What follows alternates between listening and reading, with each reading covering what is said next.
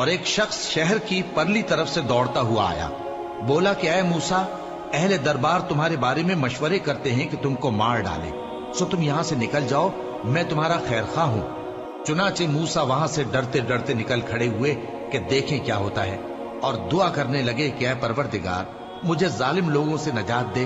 اور جب انہوں نے مدین کی طرف رخ کیا تو کہنے لگے امید ہے کہ میرا پروردگار مجھے سیدھا رستہ بتائے۔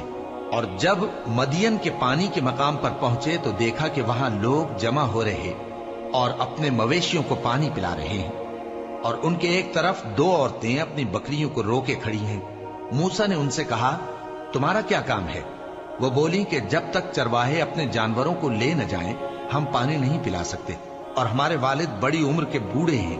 تو موسیٰ نے ان کے لیے بکریوں کو پانی پلا دیا، پھر سائے کی طرف چلے گئے اور کہنے لگے کہ پروردگار میں اس کا محتاج ہوں کہ تو مجھ پر اپنی نعمت نازل فرمائے۔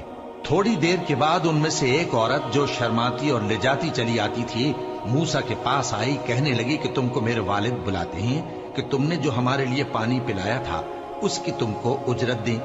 پھر جب وہ ان کے پاس آئے اور ان سے اپنا ماجرا بیان کیا تو انہوں نے کہا کہ کچھ خوف نہ کرو، تم ظالم لوگوں سے بچ آئے ہو۔ ایک لڑکی بولی کہ ابا ان کو نوکر رکھ لیجئے، کیونکہ بہترین نوکر جو آپ رکھیں وہ ہے جو توانا ہو، امانت دار ہو۔